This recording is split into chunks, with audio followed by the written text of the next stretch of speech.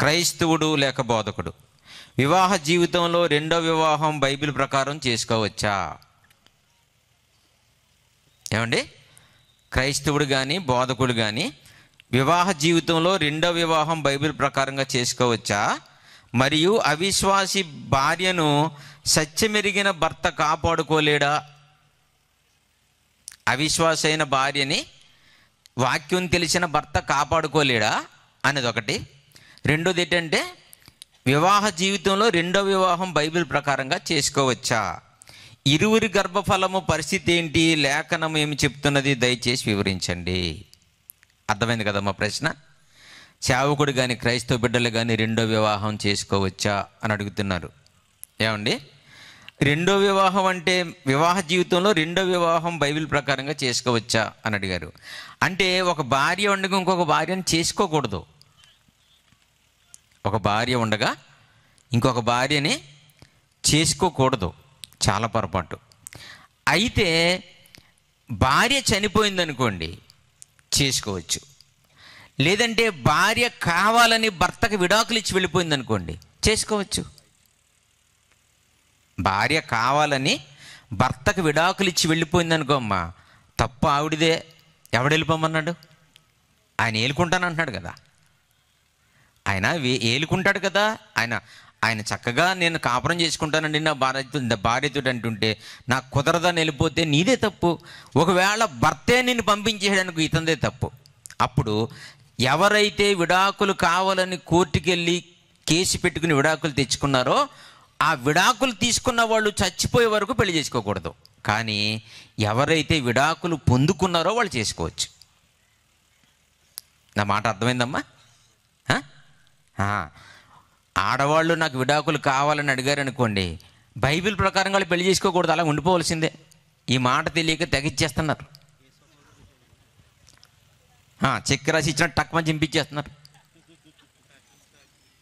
ఇవ్వకూడదు, విడాకులు ఇవ్వకూడదు. ఒకవేళ ఇస్తే ఇచ్చిన వాళ్ళు సఫర్ అయిపోవాలి. ఇచ్చిన వాళ్ళు సఫర్ అయిపోవాలి. ఇక రెండో పెళ్ళి అంటారా?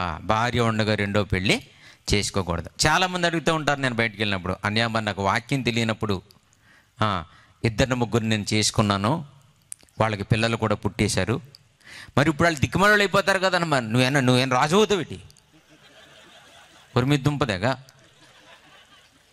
ఇప్పుడు వాళ్ళని వదిలేస్తే వాళ్ళు ఏమైపోతారంట? దిక్కుమలు అయిపోతారంట. ఈయన ఏదో పరలోకంలో మొదటి స్థానంలో ఉన్నట్టు. వాళ్ళ కాదు, నువ్వు దిక్కుమలుడు అయిపోతావు. వింటున్నారా? మరి వాళ్ళ పరిస్థితి ఏంటి? పిల్ల పుట్టేశారు, నేను తప్ప వేరొక దిక్కు లేదు, నేను వదిలేస్తే దిక్కుమలు అయిపోతారనియా అని నా దగ్గర జాలి చూపిస్తూ ఉంటారు.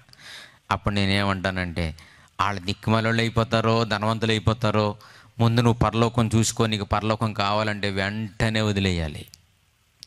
ఒక భార్య ఉంది, పెళ్ళయిందని తెలిసి కూడా వచ్చిందంటే రావచ్చా?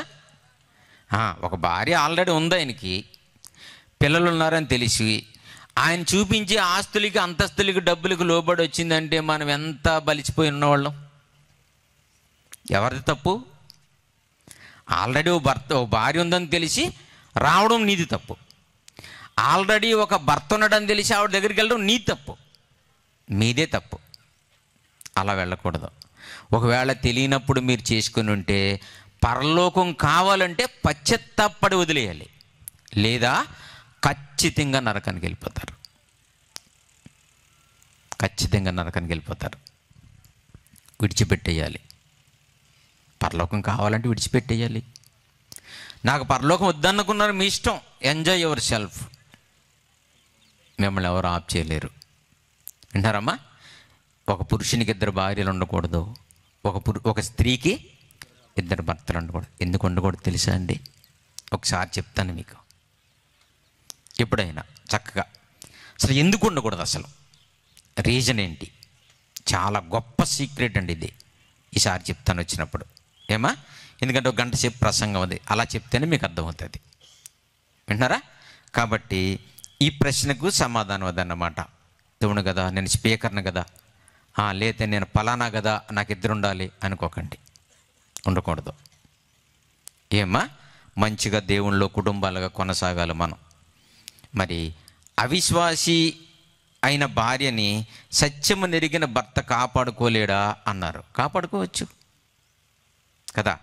మరి మన భార్యకి విశ్వాసురాలు కాదనుకోండి, భర్త విశ్వాసుడు అనుకోండి, ఆవిడ్ని మనలోనికి తీసుకురావచ్చు. ఎలా తీసుకురావచ్చు? రాత్రి పగలు కూర్చోబెట్టి వాక్యం చెప్పి డిక్టేషన్ రాయించి గోడ కుర్చీ చేయించి కాదు. మీ పేషెన్స్, మీ ప్రవర్తన బట్టి తీసుకురావాలి. ఆవిడకి వాక్యం తెలియదు కదా. ఎరా ఎంతసేపు ఎక్కడ తిరిగి వస్తున్నావురా, నువ్వు ఏం చేసి వస్తున్నావురా, నువ్వేమనుకుంటున్నావురా, ఏమనుకుని తాడిగట్టావు అందనుకోండి, ఏమన్నాలి అప్పుడు? ఇది కర్రేది అని వెనక తిరగకూడదు. అలా తిరిగావా వీడి ప్రార్థనకి వెళ్ళినడికి మార్పులేదు అనుకుంటుంది. అలా తిడుతున్నప్పుడు మెదలకుండా ఉందాం అనుకోండి. ఏమండి, సముద్రంలో చాలా పెద్ద పెద్ద రాళ్ళు ఉంటాయి తెలుసా మీకు?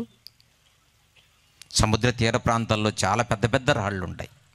అవి కొన్ని వందల సంవత్సరాల నుంచి ఆ నీటి తాకిడికి కరిగిపోతున్నాయి. జలములకు రాళ్ళు అరిగిపోతాయి. మనిషి రాయి కంటే గొప్పవాడు. 10 నిమిషాలు ఓర్చుకోండి, ఏదో ఒక రోజు వస్తుంది. ఎంత కఠినోళ్ళకైనా ఒక రోజు వస్తుంది. ఏంటి మా ఆయన ఎన్ని తిట్టినా ఏమంటలేదు. నిజమే, ఇతను వెళ్ళే ప్రార్థన గొప్పది, ఇతను నమ్ముకున్న దేవుడు గొప్పడు. ఎప్పుడొకప్పుడు మారతారు. అలా చాలామందిని చూసాం మనం. ఏమా, మీ భర్త అవిశ్వాస అయితే కదా, మీ భర్త అవిశ్వాస అయితే చాలామంది చెప్తారు, అన్నయ్య మా భర్త మారలేదు, ప్రార్థనలో పెట్టండి. వెరీ గుడ్, మీరు ఓర్చుకోండి, వాళ్ళు మారతారు. మీ భార్య మారలేదనుకోండి, పురుషులు ఓర్చుకోండి, వాళ్ళు మారతారు. ఆయనేమో తాగుడు తాగేస్తున్నాడని ఆయనకి తాగుడు ఎక్కువ అంటారు. ఆయనకి తాగుడు ఎక్కువ, నీకు వాగుడు ఎక్కువ. ఆయనకేమో ఏమెక్కువ? తాగుడు ఎక్కువ. మనకేం ఎక్కువ? వాగుడు ఎక్కువ.